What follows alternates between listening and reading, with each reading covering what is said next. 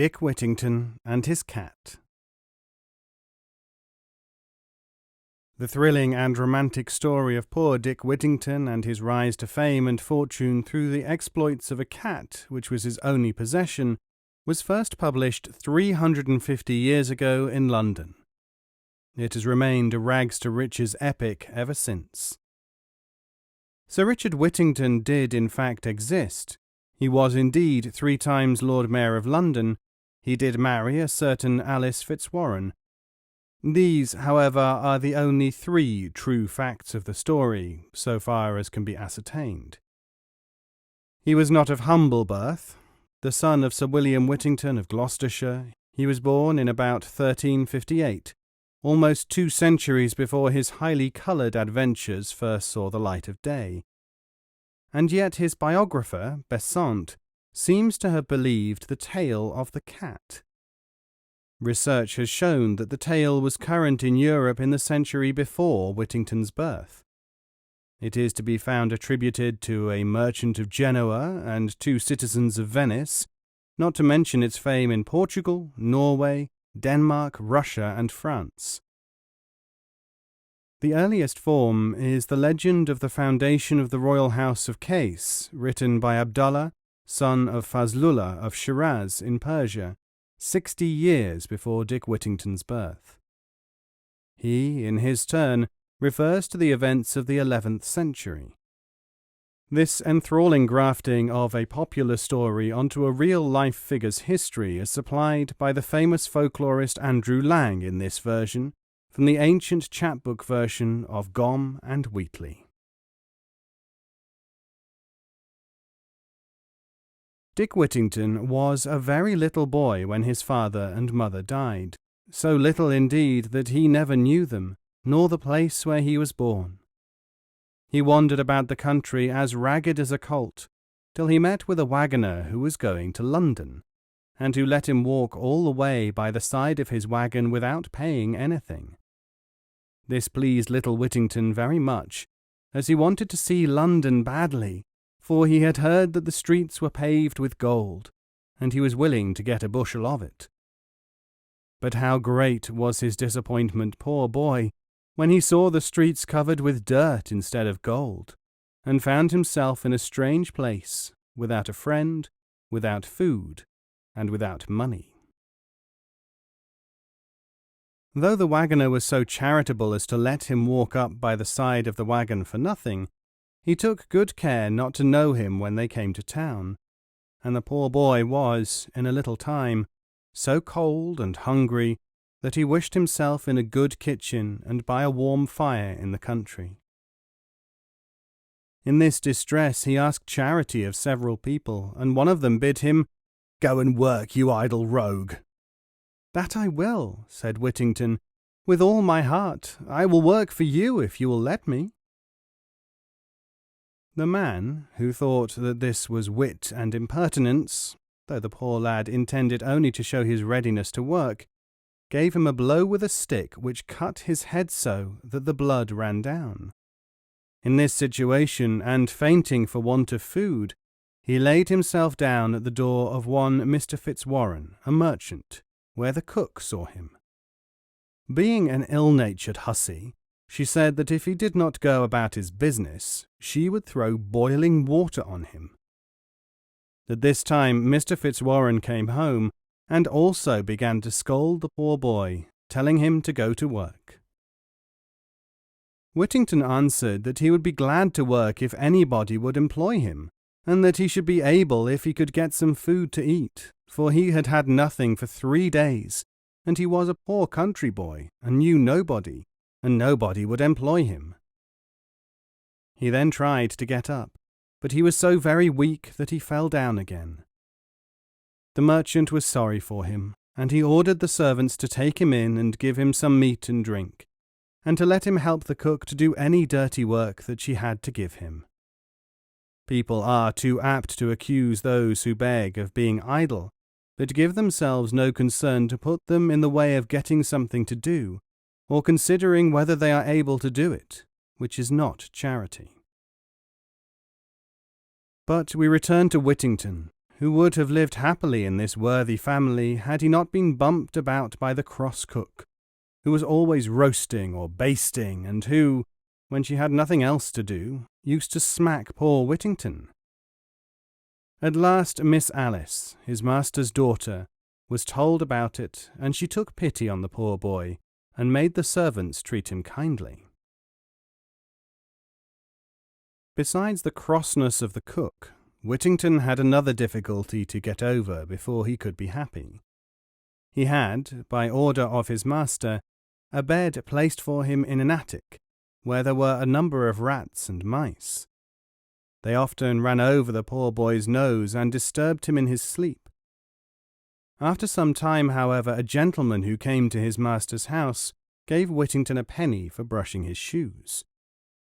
This he put into his pocket, being determined to use it to the best advantage, and the next day, seeing a woman in the street with a cat under her arm, he ran up to know the price of it. As the cat was a good mouser, the woman asked a great deal of money for it. But on Whittington's telling her that he had but a penny in the world, and that he wanted a cat badly, she let him have it. This cat Whittington concealed in his room, for fear she should be beat about by his mortal enemy the cook, and here she soon killed or frightened away the rats and mice, so that the poor boy could now sleep as sound as a top. Soon after this, the merchant, who had a ship ready to sail, called for his servants, as his custom was, so that each of them might venture something to try their luck, and whatever they sent was to pay neither freight nor custom, for he thought justly that God Almighty would bless him the more for his readiness to let the poor partake of his fortune. All the servants appeared except poor Whittington, who, having neither money nor goods, could not think of sending anything to try his luck. But his good friend Miss Alice, thinking his poverty kept him away, ordered him to be called. She then offered to lay down something for him, but the merchant told his daughter that would not do. It must be something of his own.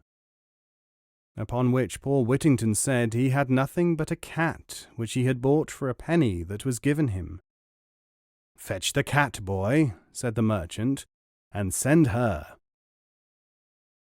Whittington brought poor puss and delivered her to the captain, with tears in his eyes, for he said he should now be disturbed by the rats and mice as much as ever.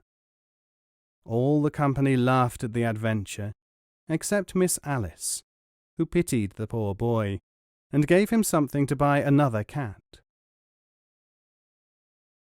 While puss was beating the billows at sea, poor Whittington was severely beaten at home by his mistress, the cook, who used him so cruelly, and made such fun of him for sending his cat to sea, that at last the poor boy decided to run away, and having packed up the few things he had, he set out very early in the morning on All Hallows Day.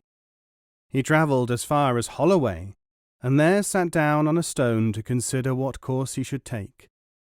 But while he was thinking, Bow bells, of which there were only 6, began to ring, and he thought their sounds addressed him in this manner: "Turn again, Whittington, thrice Lord Mayor of London."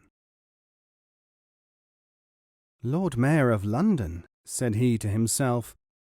"What would one not endure to be Lord Mayor of London, and ride in such a fine coach?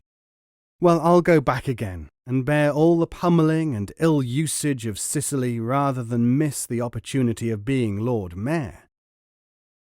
So home he went, and happily got into the house and back to his work before Mrs. Cicely made her appearance. We must now follow Miss Puss to the coast of Africa. How perilous are voyages at sea, how uncertain the winds and the waves, and how many accidents attend a naval life. The ship which had the cat on board was long beaten at sea, and at last, by contrary winds, driven on a part of the coast of Barbary, which was inhabited by Moors unknown to the English. These people received our countrymen with civility, and therefore the captain, in order to trade with them, showed them samples of the goods he had on board, and sent some of them to the king of the country, who was so well pleased that he sent for the captain and Mr. Fitzwarren's agent to his palace, which was about a mile from the sea.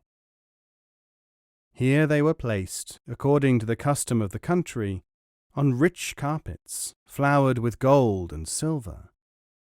The king and queen being seated at the upper end of the room, dinner was brought in, which consisted of many dishes. But no sooner were the dishes put down, but an amazing number of rats and mice came from all directions, and gobbled up all the meat in an instant.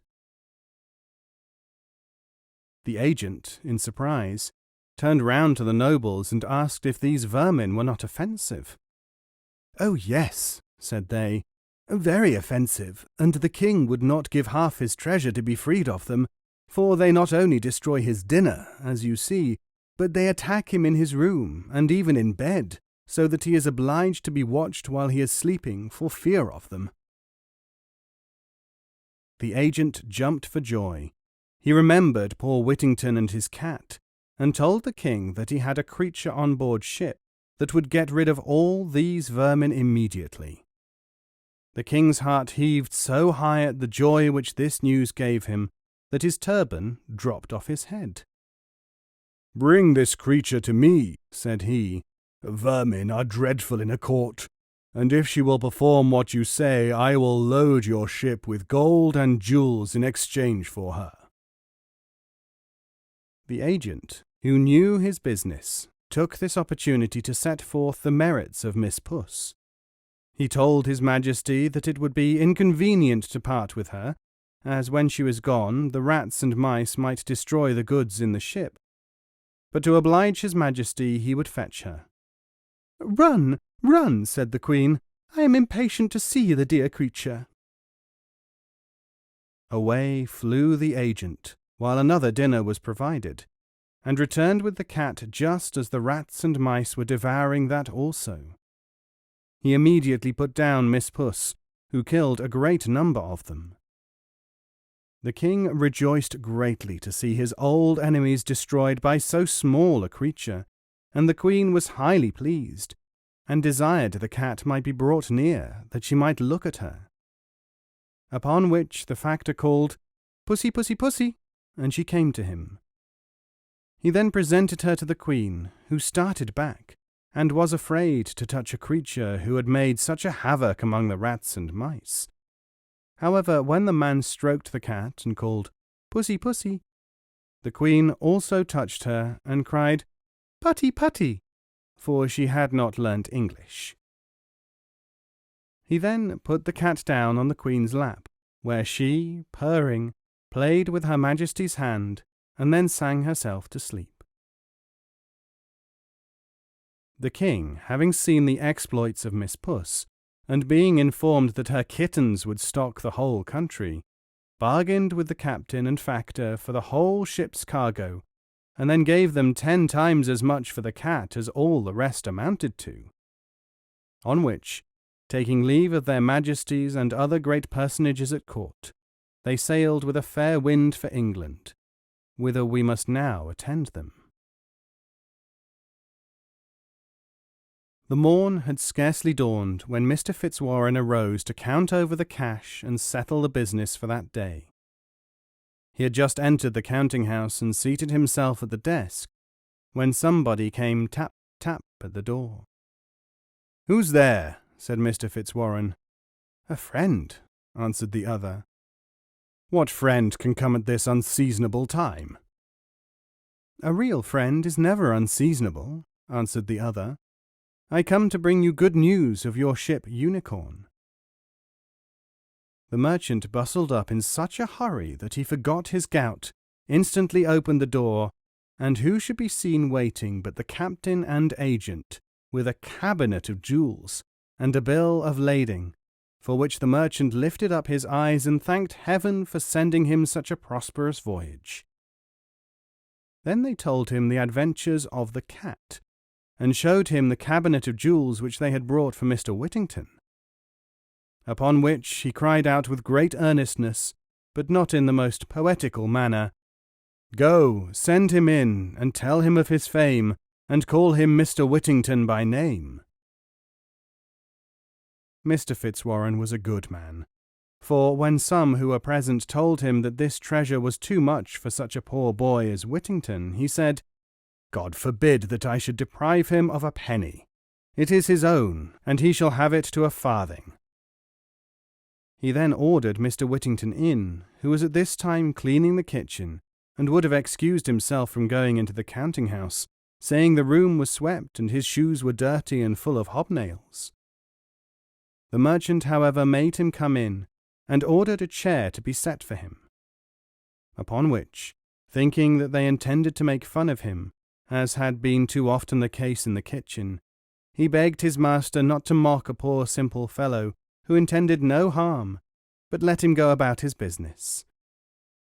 The merchant, taking him by the hand, said, "Indeed, Mr. Whittington, I sent for you to congratulate you on your great success. Your cat has made you more money than I am worth in the world, and may you long enjoy it and be happy."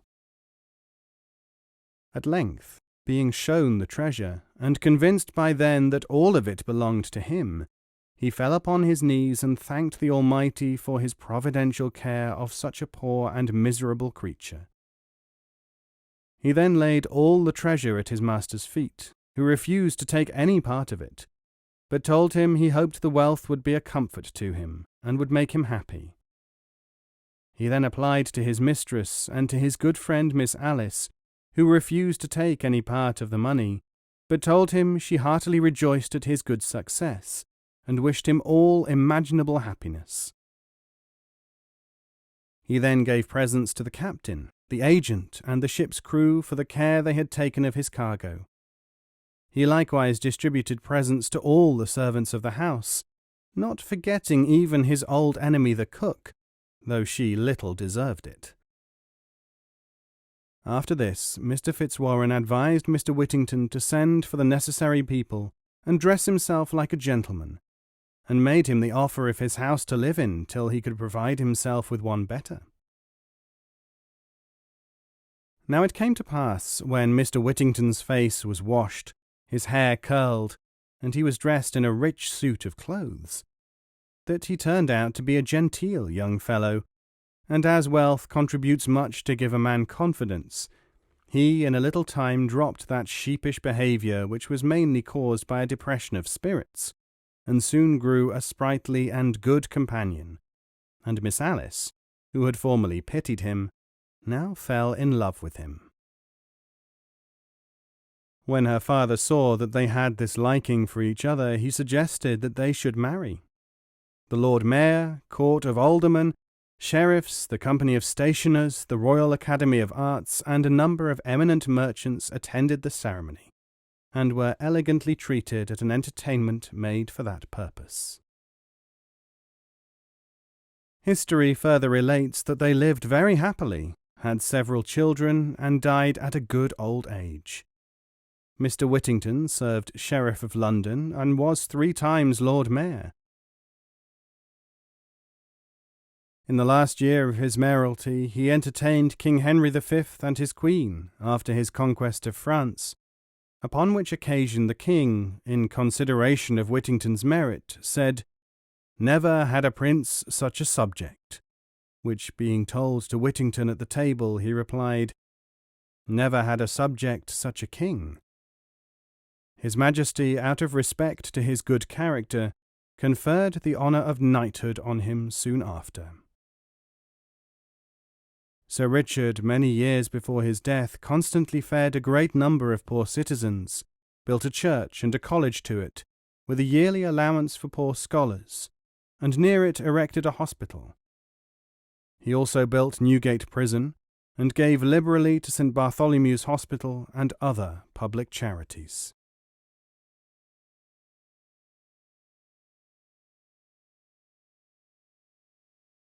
Don't count your chickens. This tale is the origin of perhaps the best-known proverb in the world, the girl and the pitcher of milk. Professor Max Muller remarks how the tale has survived the rise and fall of empires and the change of languages, and the perishing of works of art, and stresses the attraction whereby this simple children's tale should have lived on and maintained its place of honour and its undisputed sway in every schoolroom of the East and every nursery of the West. In the Eastern versions, it is always a man who is the fantasist and whose hopes come to grief. In the West, it is almost always a woman. The man generally imagines that he will marry and have a son, while the woman tends to think of riches and marriage. The outline is invariably the same. Details change. In the Hindu tale, in the Hutubadesa, flour is spilt. In La Fontaine's French fable, it is milk. Trujana, of the medieval Spanish Don Lucanor, given here, finds the honey coming to grief. In the Arabic of the Kalila, it is butter and honey. The Turkish 40 Viziers collection and the Greek of Simeon feature oil and honey. In Aesop, it is eggs which are smashed. In the Arabian Nights, glass. Emphases of the meaning vary. With the Brahmin, it is greed and lack of foresight. With the Persian devotee and the Turkish, undue concentration on one thing. In the Arabian Kalila and elsewhere, there is a hint that violent action is one's undoing.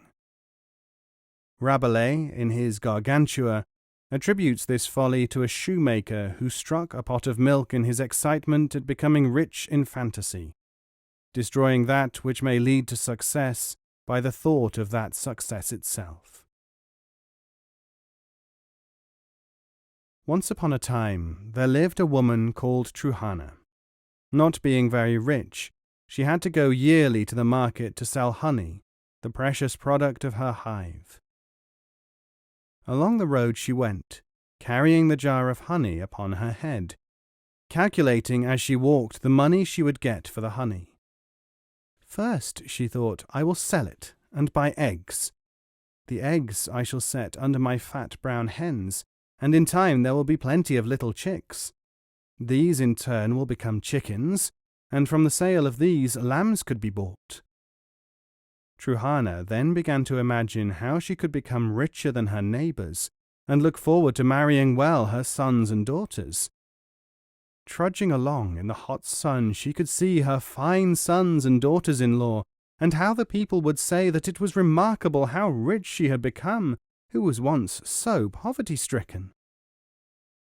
Under the influence of these pleasurable thoughts, she began to laugh heartily and preen herself, when suddenly striking the jar with her hand, it fell from her head and smashed upon the ground. The honey became a sticky mess upon the ground. Seeing this, she was as cast down as she had been excited, on seeing all her dreams lost for illusion.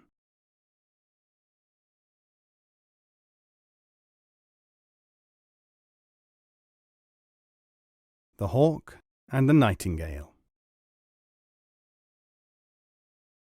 The origin of fables has been claimed for the Jews. Solomon is reputed to have composed 2,000 or 3,000 of them, the Greeks, the Indians, and the Egyptians. Aesop is said to have lived in the 6th century BC, but there are indications of fables in Egyptian papyri of 800 to 1,000 years earlier. Jotham's apologue of The Trees Who Desired a King was for long thought to be the oldest, but the Hebrew book of Judges, in which it is found, dates in its present form only from about the 3rd century BC. The Hawk and the Nightingale, given here, is from the works of the Greek poet Hesiod, who flourished about 800 BC. It has been regarded by many as the earliest complete fable traceable to a literary work. It has been attributed to Aesop and others, but Hesiod is the earliest source. It certainly seems like the prototype of "a bird in the hand is worth 2 in the bush."